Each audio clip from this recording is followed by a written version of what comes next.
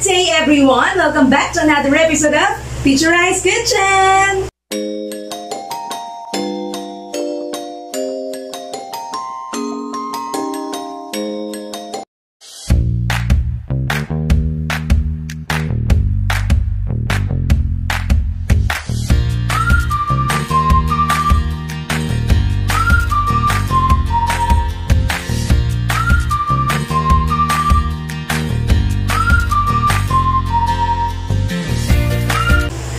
Today, we will be making pizza. That's right. I will teach you how to make pizza dough from scratch. You love that? Well, actually, that's a kind of therapeutic way of releasing stress. So, huwag na natin patagalin to. Okay? Let's talk about the ingredients.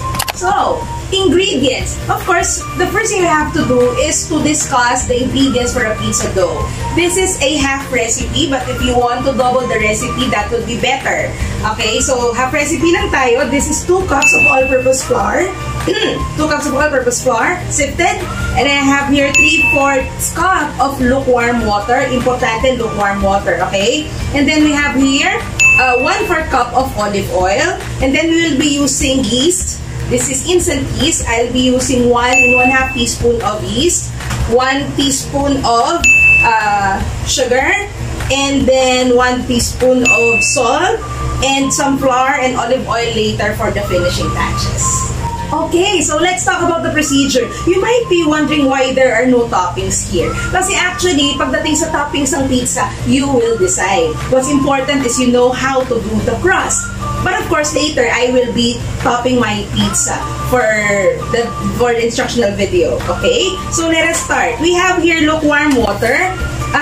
Very important, lukewarm water, because it will help us to bloom the yeast. Okay? If the water is hot or cold or tap, they will kill the yeast. So, importante, maligamgam na tubig. So, how much do you need? We will be needing 1 1/2 teaspoon of this. So, this is 1 teaspoon of yeast plus 1/2. So, very important in baking is accurate measurement. Okay, so this is 1 1/2 teaspoons of yeast. Alright, and then we need here, okay, sa yeast at sa lukewarm water, we will add 1 teaspoon of sugar. Bakit may sugar? So, I have to explain this. May sugar because the sugar will activate the yeast. So, together, no, these 3 will work together. So, after mo siyang dinagdag sama-sama, just have to mix or stir a little. Wait for a few minutes for it to bloom. Kailangan mag-bloom yung yeast. Pag hindi na-bloom yung yeast, anong mangyayari? Well, ibig sabihin, hindi na-active yung yeast mo. You can't use it anymore. Okay? At pag ginamit mo yun, magiging matigas yung pizza dough mo or whatever bread you are to bake. Alright? So, we'll wait for that to bloom for a few minutes and we'll be back. Okay, so few more minutes and later I will show you how it looks like when it completely blooms already. So, ulitin ko lang, no? Lukewarm water, sugar, and yeast. The lukewarm water helps to bloom the yeast, but the sugar activates the yeast because yeast feeds on sugar. So, pag hindi nag-bloom yan, ibig sabihin the yeast is not anymore active. Pag gumamit ka ng cold water or hot water, ano mangyayari? It kills the yeast. Kaya importante yung temperature, maligamgam na tubig. The yeast also should be maintained active. So, anong gagawin? You place it, ang pinakamagandang paraan ng pag-store ng yeast, you place it in the refrigerator. Refrigerator, hindi freezer, no? Kasi kung ito ay nasa labas, mainit, what will happen? That will also kill your yeast. So, ito nilalagay ko sa ref. Kasi syempre, hindi mo naman yan agad-agad mauubos. Diba? So, that's very important. Okay, we go now to the procedure of making the dough. Okay, so that's how it looks like after combining the lukewarm water with yeast and sugar. So, if you will see, there are already some bubbles, no, coming up. But it's not yet done. We have to wait for more. So, I'll show you that later. Okay, so can you see that? A while ago, there were just a few of those bubbles coming up to the top. I want you to see how it looks like.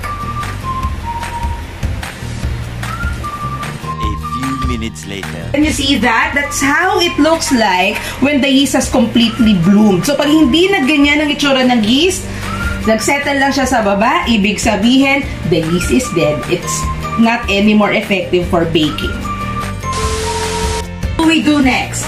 We will now combine in our all-purpose flour 1 teaspoon of iodized salt. Okay, 1 teaspoon of iodized salt. There. And then, what you will do is to just mix until it's well blended. Okay? And then you make a well at the center. Then you add here your 1/4 cup of olive oil. So I want you to look closely. And then you will add the yeast. Ayan, di ba? Ang ganda na ng yeast natin. So we'll add the yeast here. And then what you will do, mix muna. Mix, mix. Importante ang pagmamasa. So kneading, no? We'll have to knead the dough.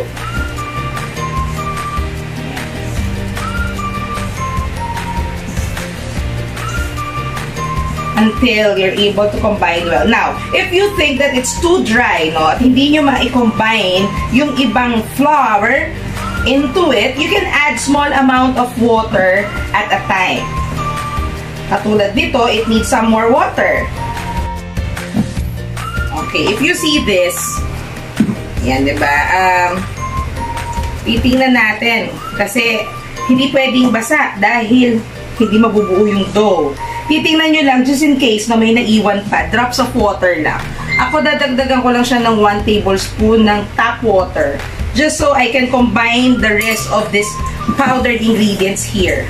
1 tablespoon lang dinagdag ko. But if you see na hindi naman siya tuyong-tuyo at ako-combine nyo naman lahat, no need to add water.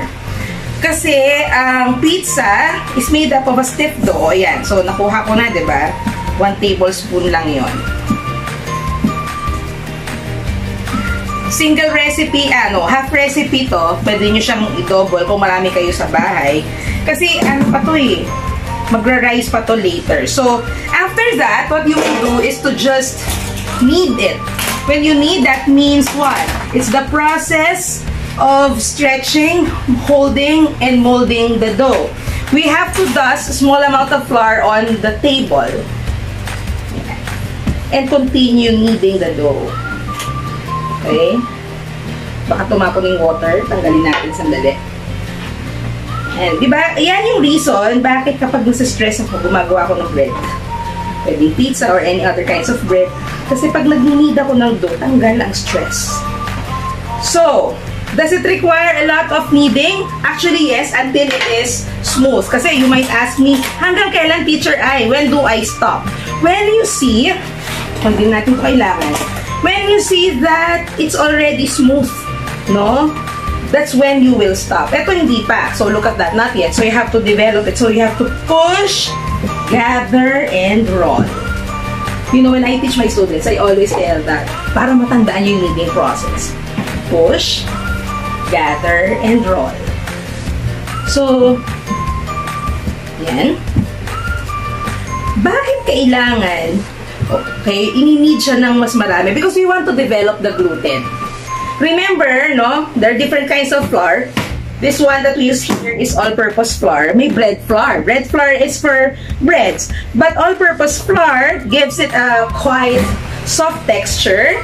And all-purpose flour can be used for all types of cooking. Kaya lang, pag ginamit mo siya sa bread, kailangan you develop more the gluten. So, you need it more. Diba? Pang-develop yan ng biceps and triceps. Of this. Importante, malinis yung table. Kung saan tayo magbuli. Yan. Diba masali? Bakit missing iba? Teacher, right?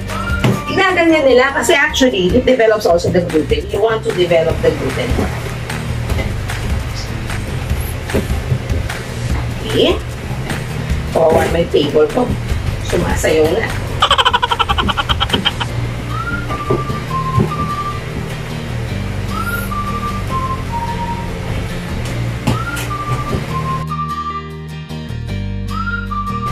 Kung kahit anong tinapay ang gawin nyo, this is the process. But of course, measurements will vary. Ayan. Look at that. Smooth. Look at that. That's smooth. Okay, it's smooth already. Pag nagawa nyo na yan, what you will do is to let it rest for an hour. Yun ang matagal doon, no? The rising time. You let it rest for an hour. Parang hiningan ako doon, no? Hanggang sa practice. We spread small amount of olive oil into it. Into the bowl. Because the olive oil will help it rise. Miss, picture eye, not olive oil. Kasi hindi ito nagsosolidify. Di ba may mga cooking oil na lalo pag malamig, they solidify. So, hindi yun makaka-help. So, olive oil. At ito ay unsaturated. And we pour in some more. Konti lang naman to. That's less than 1/4 cup. Okay. So, that's it. We let it rest. I want you to look closely on how it looks like. Para makita nyo, ay, umalsa na siya later, no? So, that is our stiff dough. We will let it rise for 1 hour. After 1 hour, it doubles its size. That's the time we'll have to do the pizza. 1 hour later. Yay! And we're back after an hour. Tagal, no? So, a while ago, I forgot to tell you that when you have to let this one rest, you know, the dough, you have to cover it with a clean cloth. So, tinakpan ko na yan. Kung notice nyo kanina kung anong size niya, nag-double na ito ng size. So, I will show you. Yan. Okay. So, nakita nyo, nag-rise na siya, nag-double na siya ng size. That means, ready na siya. Pero how do you really know, no? When you cook it and it easily goes back or springs back, the dough easily springs back, after poking it lightly, then it's already done. Okay, so let us start with the kneading and placing it into our pizza pan. So while we're doing that, let's preheat our oven for 20 minutes at 180 degrees Celsius. Okay, so convert then. What you will do now is to prepare your table. Meron kang flour for dusting. And of course, we'll be using a rolling pin for this. And, well, the first thing you have to do, dust muna tayo ng table so that it will not stick into the table, no? At dahil wooden ang ating rolling pin, we dust it or we coat it with flour. And then the first thing you have to do is to punch lightly at the center. Bakit? Oops! Nagkukoto siya. Punch at the center, then you fold it in. We do that because we want to release that yeasty flavor. Okay? So, yung air that provides the yeasty flavor of the dough. So, after that, we remove, dito ka muna, we roll it again here. Lightly na lang kasi what we are to do is to place it already onto the pan. Depende if you want it thin crust or thick crust. Pero mas maganda siyang i-roll kung na-mold niyo muna siya ng maayos.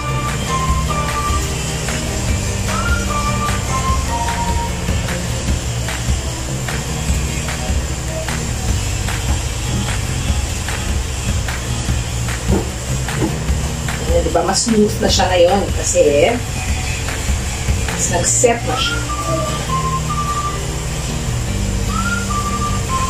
Dito ka, pasikip. At saka ikaw, dyan ka lang. Then we roll it. We flatten it with the rolling pin. Ayan. Dito, kailangan mo ng konting force.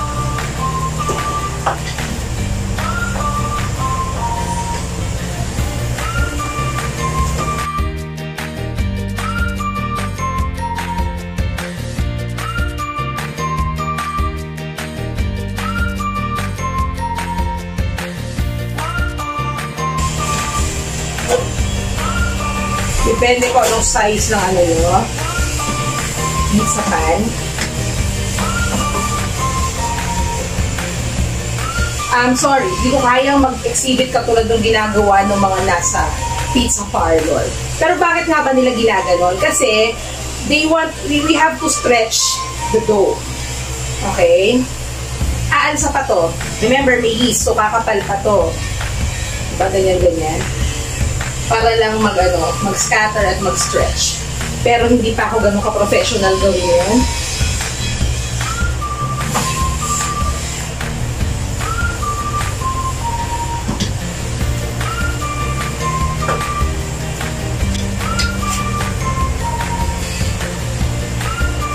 Someday, somehow, pag natutunan ko yun at na-practice ko, gagawin natin sa Teacher Ice Kitchen. Sa ngayon, sa basic lang muna tayo.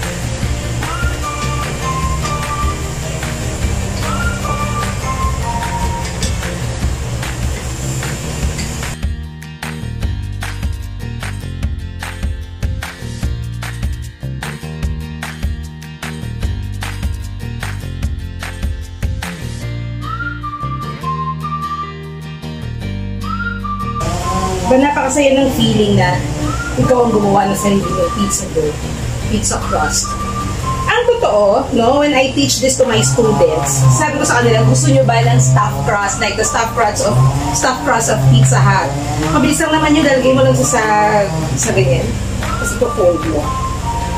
Whatever stuffing you want, it's already fine. So it's this. Bakit daw, yung mga nabibili natin, no, pag bumili kayo ng mga prepared dough, may mga butas-butas. Actually, ilalagyan lang naman yan ng ganyan para mas mag-penetrate yung heat sa dough. So, lagyan din natin. Mas mabilis kasi maluluto yung crust pag nag-penetrate yung heat dun sa dough. And at the same time, kita naman yung pizza crust ko, di ba? Meron din holes para kapag ka nag-bake, mas mabilis. So, that's how you do it. We'll do the toppings. And so, we're back for the toppings. Ayan. I have here with me, sweet ham, and then I have onions, I have bell peppers, I have pineapple, and I have, of course, the sauce, the pizza sauce, and then I have here the mozzarella cheese. Whatever toppings you want, that is fine. Masarap nga din dyan yung garlic, no? Garlic with tomatoes. Yun, masaya na yun. Basta kung anong topping man ang gusto nyo, you will decide. But this one is what I have for now. Pwede kayo bumili ng pizza sauce. Pwede kayo gumawa ng ibang klaseng tomato sauce for your pizza sauce or topping. This one is tomato sauce, original tomato sauce. I just want to add Italian seasoning to it. Okay, oops. Italian seasoning. Para yung palang sauce ko, nandun na yung flavors. Pero magsisprinkle pa tayo niyan mamaya. And then, I want to add some pepper to it. Gusto ko kasi malasa. Bili ko sa pepper. Anyways. So, what you will do is to just mix. Para dito pa lang, no, meron ka ng flavors. Ako nga, gusto ko pa nga siyang lagyan ng garlic powder. Okay. Para nanunuot na yung flavor sa ano pa lang, sa ilalim pa lang ng pizza. At saka, gusto ko lagyan na onion powder. Well, ito ay optional. Whatever you want, no? Pwede nang di lagyan. Ako lang, gusto ko. Kasi gusto ko yung layer ng flavors nandun na kagad. Okay? So, after mixing that, I'll place it here from the center, no? Yan. From the center. And the best way to do it, dito ko lang, is to get a ladle. If you have a smaller ladle, that's fine. Tapos from the center, no, you work your way out. Mukhang kulang ang aking tomato sauce. May extra pa ako doon. I'll get it. Pero kasi tingnan natin. Yan. Okay na siya. May mas kasait pa ako.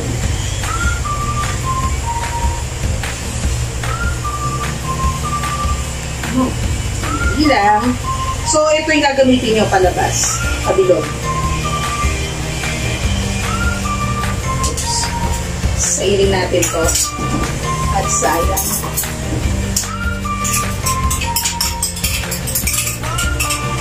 Every drop counts. Walang tinatapon. You know, mahal ang bilihin. Every time, whenever we have laboratories in school, ang lagi kong sinasabi sa mga bata, ladies, mahal ang bilihin. Iuwi ang natira. Huwag kayong magtatapon kasi Sa mahal ng bilihin ngayon, di ba? Every centavo counts. Every part of the ingredient counts. So, okay na to. Okay. So, ngayon, wala naman siyang rule anong dapat mauna. Dito natin lagay.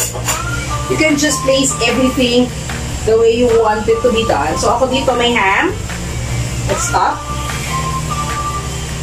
Hindi ako nang tinitipid. Tandaan nyo, no? A delicious food, really, no? A quality food, a delicious one, is also based on the kind of ingredients that you will use. Totoo naman yun. Tulad dito, ang magdadala dito, toppings tsaka mozzarella cheese. Kasi ano ba naman yung pizza dough? Bread yun. Basic, it's a basic kind of bread. So, kung ano yung toppings na ilalagay mo, diba? It will matter. Yun yung magdadala doon. Kung anong cheese yung gagamitin mo, it will also matter.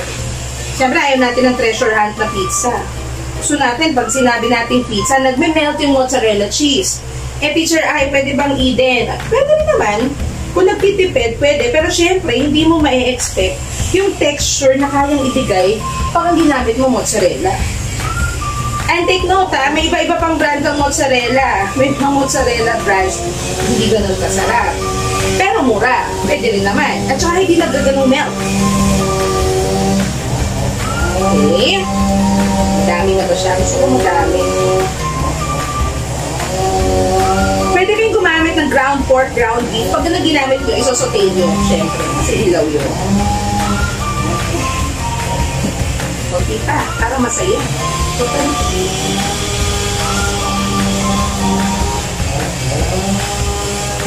Gusto mo naman medyo bumabaha sa sauce, okay lang din. Tapos, gusto ko ng hilig ako sa sa pineapple pagdating sa pizza kasi it adds to the juice, no? Hindi nagda-dry yung pizza, pero pwede naman kayo magtanggal ng pineapple. May ibang tao ayaw nila yun. Mukhang Hawaiian pizza yung pizza ko, no? Pero pwede nyo lagyan ng mushroom, tomatoes. Actually, masarap din ang may tomatoes. Tapos lagyan mo ng bell peppers. Nadaan dito, red and green bell peppers. Bakit? It adds to the variety of colors. Mas attractive. Diba? And then, onions. Yes, may art ba yan? Bahala ka kung anong gusto mong topping ilagay. It's your choice. Ang importante naman sa akin dito, natutuhan mo paano gumawa ng pizza dough. Ano, hindi ko kailangan bumili. Kaya mo na. And it's a different feeling na, wow, kaya kong gumawa ng sarili kong pizza dough. Ayoko na maiwan yung mga kasama na natin. Sayang. Wala, bibili ka pa. Tsaka may ibang feeling talaga, I promise. Yan. Tapos, tadaan! Lagyan natin ng mozzarella cheese. Pwedeng grated mozzarella cheese, that's fine. Kaya na kasi mga nakita ko sa groceries, hindi maganda. Buo na. Kapag ka ganon, hindi siya maganda tingnan dito, hindi lang sa scatter. Pero ito, masyadong malapad. Putipin natin. Put it there. Ayoko naman masyadong mga strips kasi gusto ko pag nag-melt siya, oozing with cheese. Kung ano magpapasaya, cola.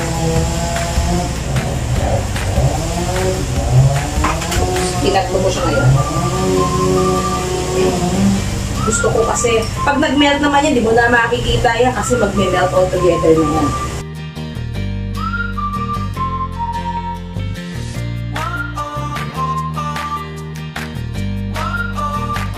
Italian seasoning, kung ano yung mga meron kayo dyan. Kung gusto nyo ilagay, o lang. Kung ayaw nyo ilagay, okay lang din. Gusto ko dito, pwede rin may chili flakes. Kung gusto nyo na maanghang. Yung iba, ginagamit to kapag luto na. Ako, kasi pag luto na, hindi ako mahilig mag-sauce.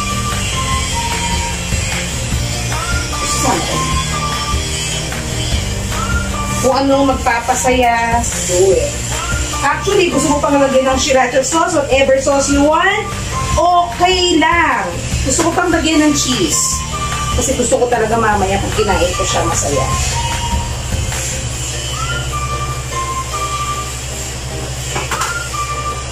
Hanggang wala ka ng paglagyan.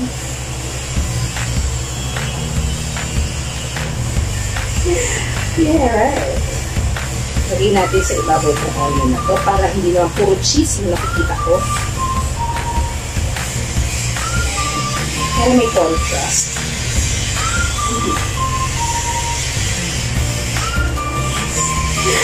Ta-da! That's our pizza. Okay, we will place it inside the oven for 20 to 25 minutes or until the bread of the pizza is already cooked. Okay, I want you to look closely.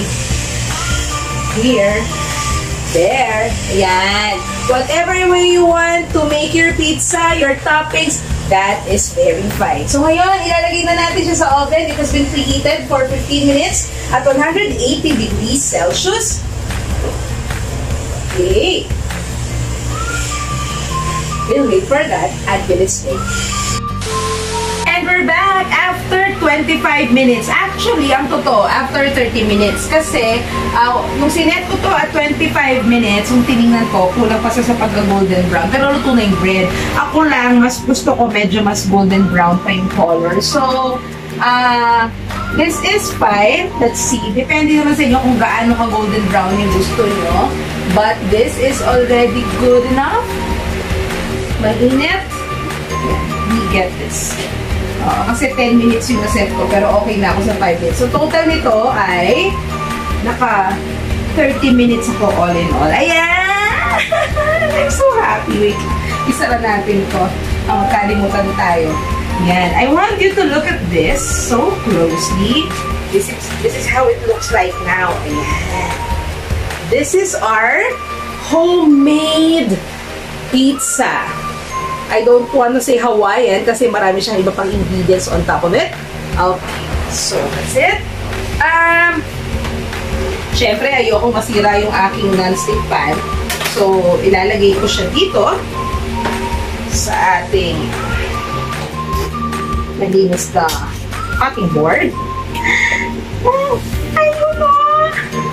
I'm so happy. That's it. Dito ka lang muna. Siyempre, mas masaya kung meron kang pizza cutter. Unfortunately, hindi pa pala ako nakabili ng pizza cutter. So, ang gagamitin natin, knife na lang. Mas mabilis kasi i-cut kung mas mainit. Siyempre, kung may pizza cutter ka. Ay, grabe. Saya, oh.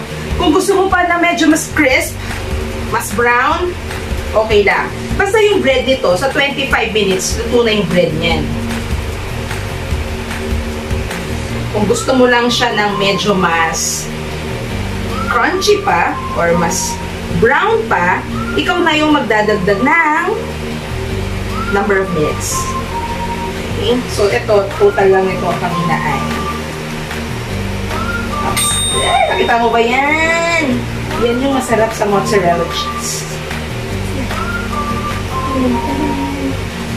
Alam nyo, napakahirap tikman ito ngayon kasi mainit. Good luck sa akin. Okay. At may nag-text o order. Good luck. Tikman na natin, no? May init. Medyo natakot ako. Hawakan. Baka ako mapasok. Woo! Let's start from here. Mainit, mga beauties.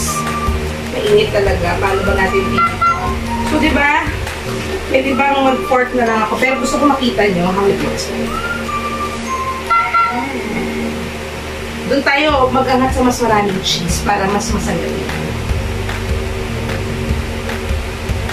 Diba? Yan yung masaya dyan. Anyway, sayang yung cheese. Malalaglag. Gusto ko lang ipakita yun. Pero dahil mainit, allow me to not eat it like that. Kasi diba dapat gano'n siya kainin? Kaya nang mainit. Magagaling lang sa oven. Allow me to just make a slice. Ayan. Luto na yung bread. And init.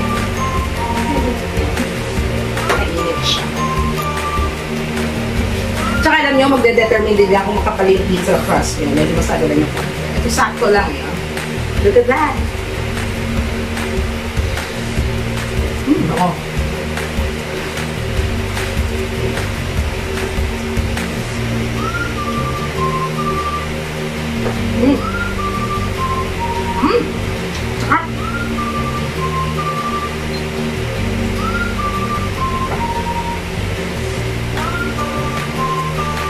Gusto nyo lagyan ng sriracha sauce, hot sauce, it's fine. Ako kasi ayoko. I'd rather sprinkle chili flakes. Diba parang ang lakas lang maka-yellow ka. Pero alam nyo, that's what I want about adding pineapple to this. It gives it, balances the flavor of the savory, sweet, and a little sour taste of it. And it becomes juicier. At napakasarap ng pizza dough. Lalo kung sariling gawa mo. Ito mo yan, hindi agad tumitigas tong dough na to. Isa pa. One more time. 1, 2, 3. Perfect yung lasa. Perfect yung dough. Ang sarap. Panalo. So, that's our recipe for today. Homemade pizza ala Teacher I. Alright? So, try this. Do this. It's actually a good way to release stress, lalo na the kneading process. It is a good way to serve your family with something that you really worked hard for. Alright? Once again, this is me, Sparkle, for Teacher I's Kitchen. I'll see you again in our next videos. Thank you for watching.